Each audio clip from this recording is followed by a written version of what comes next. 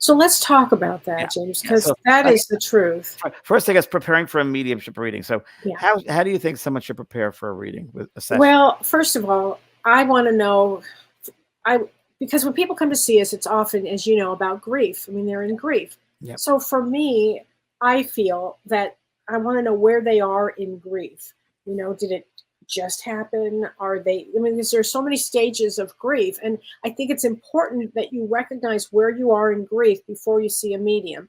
Because if you are, Totally. and there are so many stages of grief here, Yes. I can go over them. There's denial, like you're in denial of what happened. That's not a time to see a medium.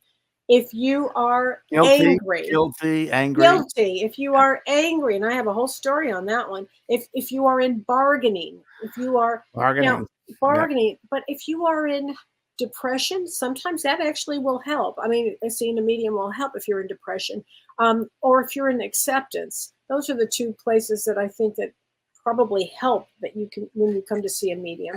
And it's very human to want certain things to happen when you're seeing a medium. Yeah. I mean, I went through it too when I was going through mediums. I wanted to hear from certain spirits and so Right. forth. Right. But as I've learned, and Kelly has learned, Oh, that you really just open up your mind, and whoever's meant to come through, the right. spirit world will arrange that. Hmm. So the intelligence of that world knows what is important for your soul and for the one that has passed over. And it's Right. really, maybe Fatilla told me this years ago, and I really love it.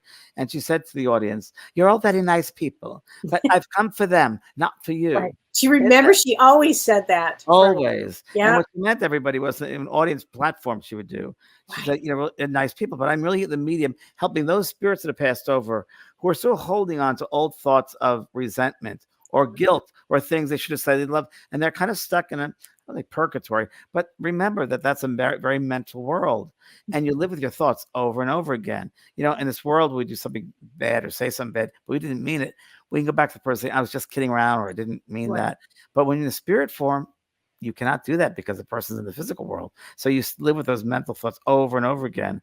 And many mediums are used to help those spirits to bring that message through, to bring that to completion, so the spirit also can evolve and move on to other levels.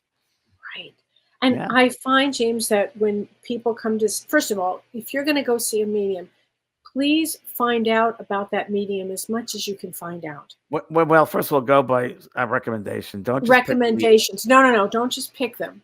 And I'd be very Definitely. leery of people, and a lot of people do this, but Mhm. I'm my personal thing. I'm very leery of people that talk about doing tarot cards and scrying and pendulum readings and Yeah, mediumship and me psychic too. work. It Me shows too. that there's a lot there, but they throw stuff on the wall and see what sticks. Exactly. And for Exactly. mediumship, it's a specialty. It's an art that you really have Yeah. to develop. That's why I worked in my school for many, many Yeah. years to develop the right way innately within you. And it's a patient way of being. It's very passive. So when you go see a medium, number one, recommendation. And number two, you can, for me, I say you can always write a letter to your loved one a week before, Yeah. 2 weeks, Yeah. and It's a send great it up idea. and Hmm. then let it go, because you do not want to go into a medium's office or Yeah. session thinking of it was, say, come to me, come to me, come to me. Right. Because the spirit people use your mind power, your whole energy power. And if you're concentrating so much on that loved one, you're wasting the energy in the room that the medium can Yeah. use. Medium can't use that wasted energy. And what happens is then they're so uptight. Correct. You want to be as relaxed as possible when you come to see a medium, whether it's me or anybody. You want to be as relaxed as you can. And I realize that that's asking a lot because you're nervous, oh my gosh. The first thing I do as a medium, James, is I try to calm the person down. That's So, the first thing I do. yeah, So yeah, where are you from? How did you find me? right. Just some chit chat to go on. I don't need to be fed any information. I just want to know, keep you in a calm state and be as open as you can, in the sense that when you're open, it's easier for the medium to work. Don't you And find that? it's really important that you Yeah. don't just concentrate on that one loved one. Just again, write the letter Right, to because your, we don't know. we don't Could be know. anybody that could come in. We don't know who it's Anybody going to that be. needs to come in. I once Right. did a reading at Lilydale for 600 people in that audience they had, and Hmm. there was one of the first people that came through was a man who passed over, who this girl in the audience, he wanted to ask for her forgiveness. The lady was about 60 years old. When she was a young child, 8, 9, 10, 11, whatever it was, she was a Girl Scout, and he abused her, and he wanted to come Oh, through and ask for forgiveness. Now, who expected that to ever happen? Oh my That was gosh. the first reading out the gate. Like, come on. But it was a major example of That's huge. this person, the soul waited all these years, and the spirit worked so much on that person, the audience receiver, to get them together. It's a miracle that mediumship happens. It is just Yeah. a miracle, and you've got to just have no expectations. Be open. Let them take care of it. They know your needs. They know your desires. Your loved ones are always there. Your loved ones don't go drift off. They're around you. There's a connection that stays on, and enjoy it. Have fun with it. And the medium should enjoy it and have fun with it. And just it should be a fun, joyful experience, not so serious. That's so true. Even though it's a serious, there's a lightheartedness to it. Yeah. And it's also really important, I think, that when you're doing as the medium, they use our experiences, our life experiences. That's exactly right. So the references. So Yeah. I might have, instead of whatever the message is, I might be seeing something or hearing something of experience that I would have known or understood, and then I'll say that, and it might be slightly off, or it might be something that some people go, oh my God, I totally get that, and some people go, well, let me think about it, because of psychic amnesia. And what I mean by that is it's a couple of things. Yeah, that's one of them. Yeah. I mean, what happens is I might say something, or the medium might say something. Yep. And you're so in the moment of, oh, I can't pay attention because I'm so, I need the nickname. Give me the nickname. Yeah. Oh, I'm wanting the nickname, whatever. Right. And it goes right past them because they're not in the moment. Yeah. It's exactly, it happens all the time. I didn't. People have heard this story before. It's a great one. In New York, a big demonstration, a lot of people. And I was working with the gentleman in the first row with his wife. I said, and your mother's here. And we established that. And he goes, she's saying hello to Tom. Do you know Tom? And he was like, looking, huh? Right. And he goes, It's like that. And his wife who's sitting next to him was like, poke him, honey, that's your name. He was so out of it. And Kellee and I've had many of these. Please. I can't tell you how many book signings I've had where the person said, oh, this is the best one. Please. Okay, tell me. Try to play this one. Has to come out of me. Has to. I was in Canada. My first dates in Canada. I was on a tour there. And I don't know what province it was in. Might have been Ontario or maybe out of Toronto. I'm not sure. But it was the very first reading. I was nervous because we're in a foreign country. You not know how they receive it and so forth. And I brought through a gentleman, someone's father. It was about 2,000 people. Wow. And I said, there's a man here. And, oh, this is interesting. He said, his son is in the audience and you have his chessboard. And you just took it out yesterday. And pretty specific. Okay. No one's saying anything. And I know what I'm hearing. Right. And I said, there's also Stanley. No one. Really? And they said, oh, here's something interesting. Well, you'll know it now. He was the first liver transplant in Canada for a man. Now you can't get any more specific. So, I mean, really. And that's when I said, screw this. I'm done. I'm sorry, sir. You have to apologize. Right. And you really feel it from the spirit. You really feel. Oh, yeah. Because they worked so hard to get the medium together and the recipient together that when the recipient doesn't respond, the poor spirit is hurt. And all those other people are watching that spirit communicate in the spirit world to see the process, they're let down as well, right? So after this, it got better after that reading. It got much better because I just laid down on stage and said, okay, you got me. What's up? I act foolish because it opens them up more. That's why I use that. Right. That's so true, James. Yeah. Humor helps to bring people joy and open them up. And that's why I use my sense of humor whenever I'm working. So, and also I'm funny. So at the end, and I'll do a book signing for these lots of people, hundreds of people. This man comes up to me, swear to God, true story. He said, that was great. You brought through my father, Stanley. I said, I beg your pardon. With a chess party. I had it yesterday. Huh? I went, huh? And liver transplant? He goes, oh yeah, that was it. You got perfect. Said, why did you not raise your hand? That could have helped thousands of people. He goes, well, you know it was him and I knew it was him. That's all that mattered. Okay. Well, you remember that's a horrible way to be in an audience when you go to with a demonstration. You remember we did a radio show and for a famous person, and I pulled out a lot of information about the woman's first husband, alcoholic, died of this, blah, blah, blah, only married a short period of time. No, I've never been married. No, I've never been married. Remember that one? I remember that one. I got one better. I thought about it last week. For some reason, it hit my head. I mean, maybe she was around me. Barbara Walters. Lovely Barbara Walters. That was a I big did The View that was a tough one. I remember The View many years. It was fine. People were great. Joy's been a good friend, Yeah. still a good lady.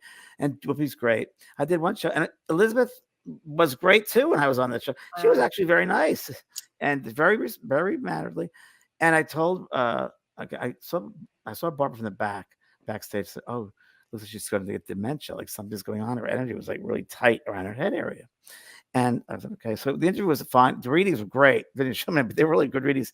And on the stage, she goes, "Do it. Can you do a reading for me?" I said, "Yeah, I can do it." I went to your office before. I could do it again.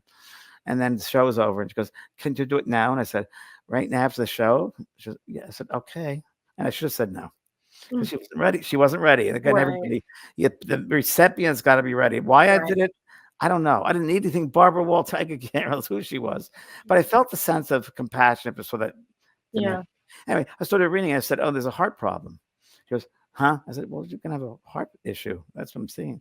That was it. Saying, long story short, I guess it was 2 days later or 3 days later at a friend's mother's funeral in Long Beach. And someone came up and said, "Barbara Walters just dissed you on The View." I was like, "What?"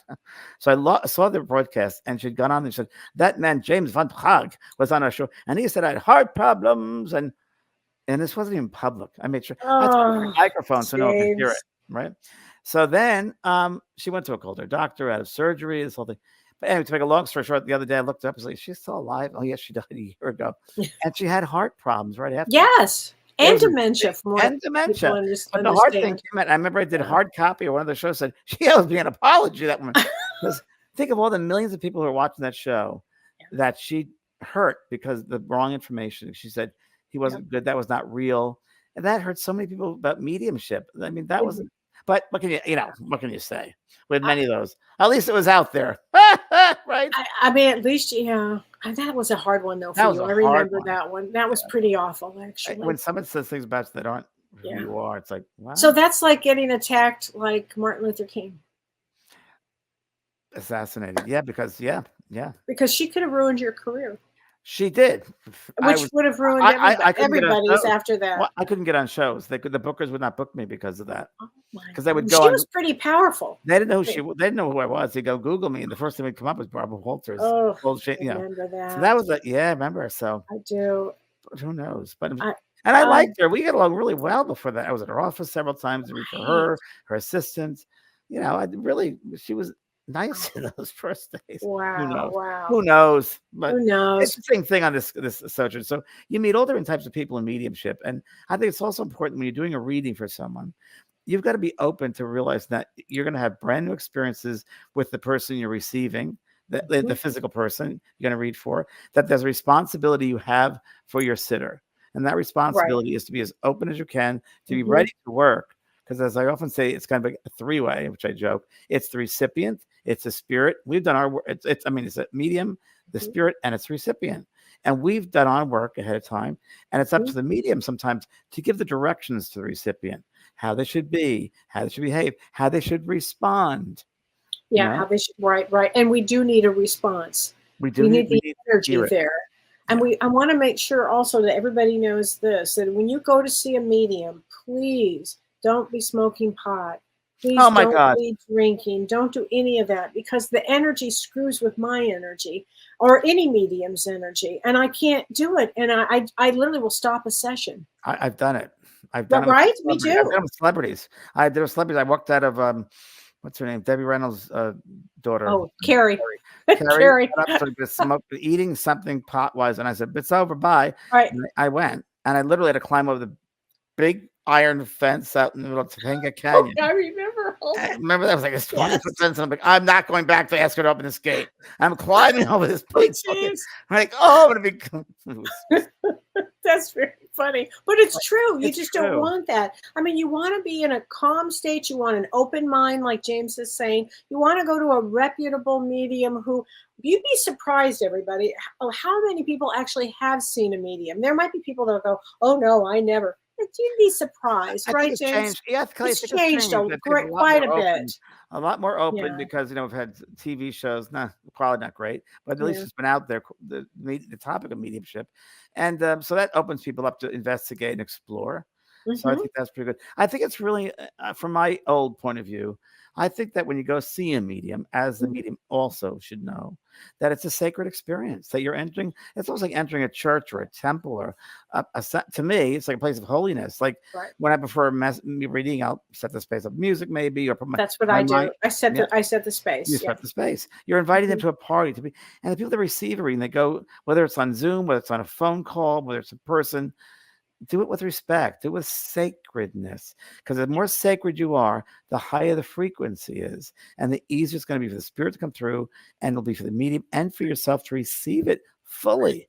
And all mediums want to do is to Right. give it fully to yourself. And the recipient also can set that sacred space too. Light Exactly. a candle, as you said, write a letter out, and then let it go. Then you got Because to let it go. I mean, I never know. It might be a mother that comes in, it might be a father, it might be a whole group. The medium is sitting there, just all of a sudden the energy starts, you can feel the energy shifting.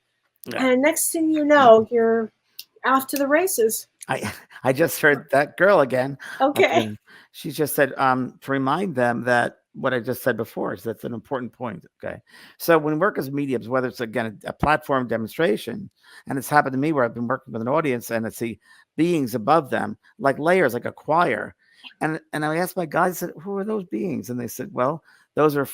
Spirits, souls that are looking to do this at a future time. So they're watching the process, they're observing the process. So in the future, they might have the opportunity to work with a medium, and they wondering how Yes. to send the thought, send the Yes. emotion. And that happens at one-on-one readings too. So the Yes. medium is bringing a lot of souls who are just observing. Right. And you too, as a recipient, your loved one, maybe they've met some friends over there, some new people say, come watch me talk to my daughter. I don't know what's going to happen, but come watch. You'll have a lot of people watching you and helping with their energy as well. Oh, Happens. so true. They learn. They Actually, you learn. taught me that a while ago. That a Yeah. soul on the other side will follow another medium just to see, To how learn. how to work with somebody. Yeah. Which Yeah. I always found that to be so fascinating. And I find every day, and even my sister passed in April, my father, everything. And Mavis passed over, and all these people. Most of my friends are on the other side, but there's more about learning than even here. You are able to do all types of learning over there.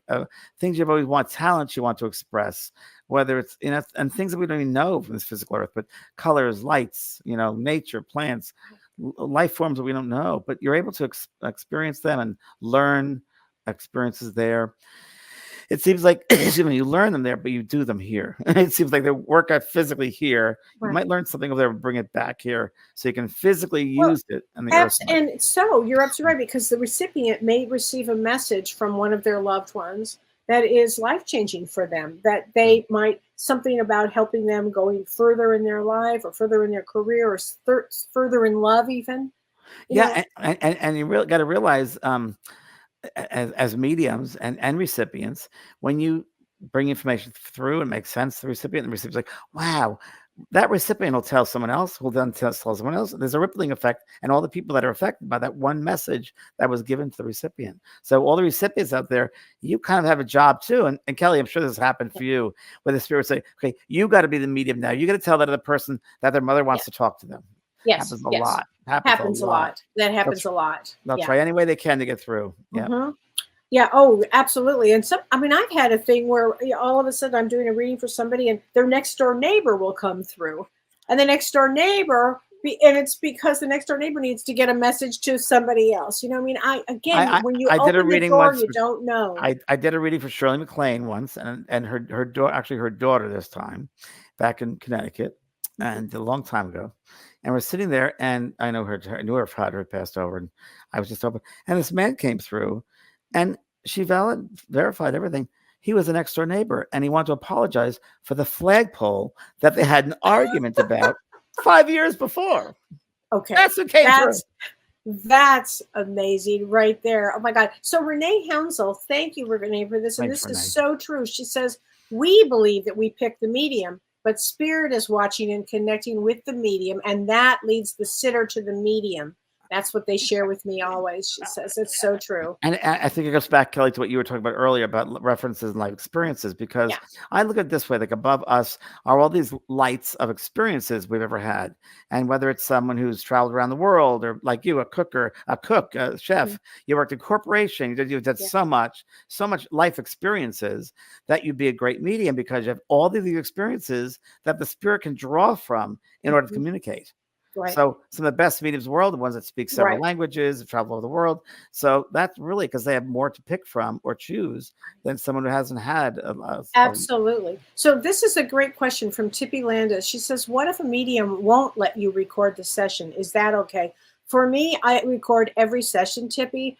I would find that I don't understand why they wouldn't. I think it's important that you can have it recorded, I wouldn't trust. I wouldn't trust it either because it seems important because you'll have it. Because when you're getting a reading, you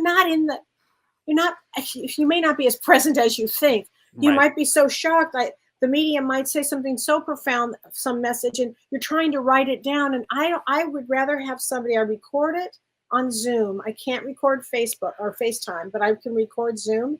That's easy, and then I send it to you, so you'll always have it. But a lot of mediums do that. You gotta be leery about that because it tells me that medium is not developed. Why would you want to be with a medium that's not developed? If they have fear about recording something, what are they afraid of not bringing something through? Are they afraid of not being good? You don't want to be with someone like that. You got to go beyond that. So Nancy Ross says, is it true that time works differently on the other side and that a long time to us may not be a long time to them? Yes, very much. Ding, ding, ding, very ding, much. Go to the head of the class. The first thing that you realize when you pass out of this physical body, whether it's near-death experience or passing over, is there's no time. There's no time. The past, present, future are all one.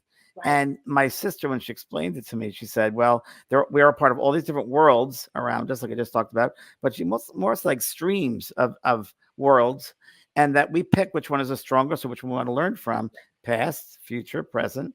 And it's interesting. I don't understand it fully till I pass over either, the whole quantum physics. But I do within me feel, and Kelly, I don't know how you feel about this, that the thoughts, the words, the actions that we create now do affect our past and our future. Absolutely. You all think at so, once. Kelly? Absolutely. Absolutely. Because when I had my head injury, I saw, James, that there's no such thing as time. Everything is possible in that moment. So everything you're saying is right. So here's a question from Nicole Himbaugh. She says, how do we get a session with you, James? She's been wondering for years. Well, the closest thing to do is this Friday night. I myself am doing some I'm doing a demonstration of Eating of Spirit messages, and I asked my good friend Kellee White to join me. So Kelly and I are going to do messages this Friday, and it's a limited amount of people, so that would be the best way. I don't do privates, but this is the closest to it. So it's really great. And when James gives a message, you're just on pins and needles. It's so exciting. Well, it's exciting. You too, Kelly. Well, it's excisind. And then we play off each other. We do. It's really. And we do a double link, and we do different aspects of the souls, and it's really good. So that's vanpraagh.com. You can register for that this Friday at 4 p.m. That's 4 more days. But it's the first time I've done it since I've gotten better. And I'll tell you, and that's just last week, I believe.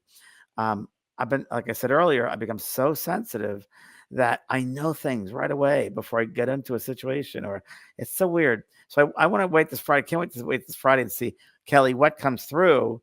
Part of the reason I want you to be with me is because I might be going off somewhere, and you'll have to ground it because who knows? I will. I'm opening myself up to anything. So, and I'm so extra sensitive now. I know you are, because that vibration is rising. And again, when you got sick, absolutely, James, you kind of had to let go of all the stuff. You purged a lot. Yeah, that was it. Yeah, that was it. Since then, I've had batteries break, garage doors break, other batteries. I came to this Airbnb and the battery broke for the television. I'm like, what? And then another battery broke for the bathroom. I'm like, what's going on? Right. What's going on? And that's what's happening. Your vibration starts to rise. Shifting. It's shifting, yeah. And Kelly knows this. Is Kelly's book is all about these experiences. Yeah, I mean, it's unbelievable, and this can happen to everybody. Yeah, I mean, it's not phonetic energy, is it?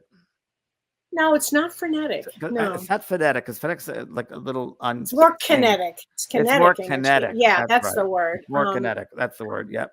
Crystal Weimer says, can you speak more about the letter, a letter of intention to spirit? What are the contents of this letter? Sure. Well, for what I was thinking, like I did this, and I've taught people about this, is a regular letter that you'd write to a loved one. Let's say it's your dad, and you open up to your dad. I just wanted to write this letter because as you probably know, I'll be seeing a medium on this date at this time, and I would love to know if you could please come if it's possible if you do there. And that's really much. I love you very much, and if you can make it, please. I look forward to this meeting. I mean, that's the extent. You don't want to write specific things that you want your father to tell you. Please, Dad, please tell me where the tools are located. What happened on my 10th birthday? You do not want to do stuff like that. Right. You don't want it to be limited. No, you know, just sending an invitation. It's an invitation letter, and that you're sharing love with this person.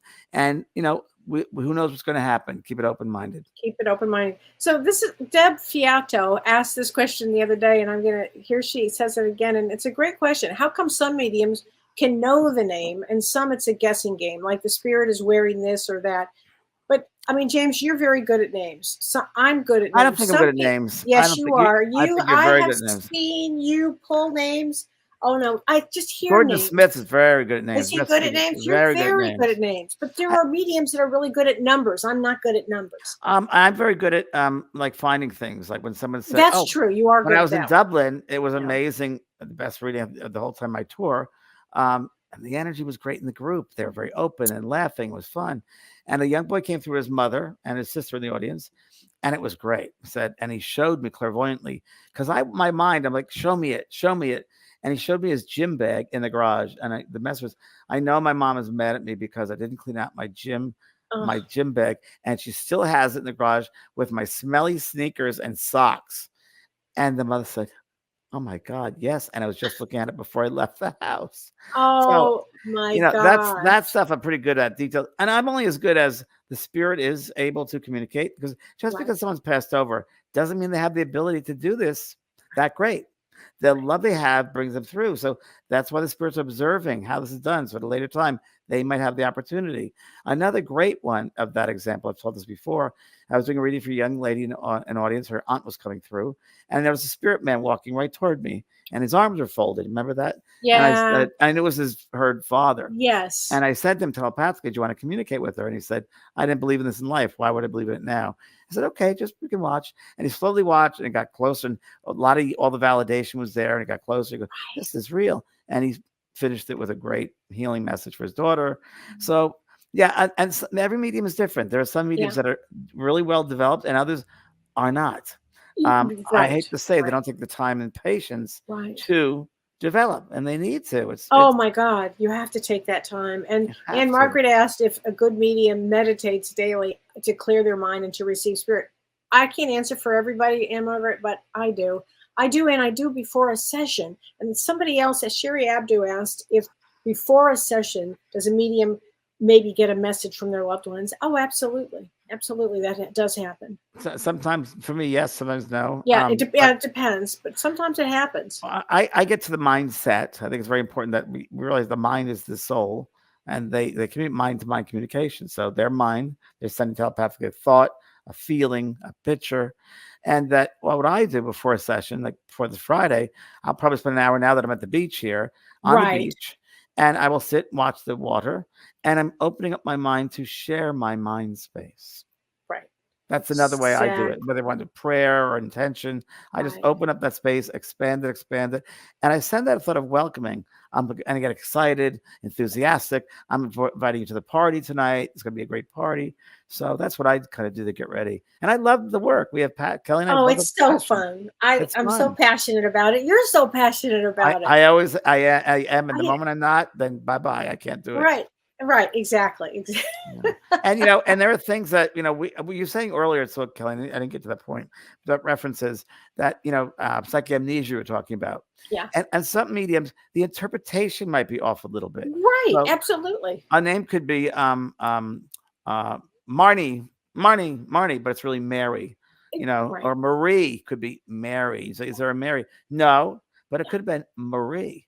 It's so close. So close, right? Communication, there are highs and lows of communication. Well, you said something years ago. You said it's like listening to somebody underwater. Yes, very true. It's true. It's really, really true. I And try trying to to make hear it as sense of much it. as I can, but Right. And then what I do to hear as much as I can, I do that. And then I just relax to a point where I invite them in, not consciously, but at this point, because I've done this so long, that I become them. I merge oh in wow, my mind and let them take my mind over. And yeah, I'm aware of myself, but I really take the mind over. That's why many times mental trance work, when you begin developing as a yeah. medium, trance is very good because you learn how to surrender quickly. So You're right. it's really, really true. The more you can relax your mind, the easier it's Yeah. going to be to communicate with spirit. Many people think, oh, the more amplified, or I got to be active with my mind. No, quite the opposite. You have to have a passive mind, an open mind, Oh, totally. but passive. But passive. It's 'Cause- open and passive. Kelly. Somebody asked on your show this afternoon, what Right. do the master numbers mean when you see 111 and 222, And etc.? the sequential Sequential numbers, right? Well, guess what? We're going to discuss all of Next that next Monday. Monday. It's going to be so fun, and join me on Thursday. We're going to be doing Ask Me Anything, and I'll go more into the month of January and into a little bit of February and what we can see that's coming up for everybody. And Kelly, you're the master of numbers. I do love numbers, and the funny thing is, in mediumship, I don't get numbers. I get names. I don't get numbers. Wow. Oh well. Well, Anyway, thanks everybody. Thanks Thanks, for joining us. everybody. Thanks, Kelly. So much Thanks, fun. Renee. Thanks, James. We'll see you next week. See you Friday. See you Yeah, Friday. see you Friday. Yay! Hedgehog. Bye, everybody. You've been listening to Both Sides Now and Beyond, featuring spiritual medium and master teacher James VanPraagh and spiritual medium and psychotherapist Kellee White. That was great. Maybe we changed some lives. And maybe opened up some minds. Which way do I turn? Right. I mean, left.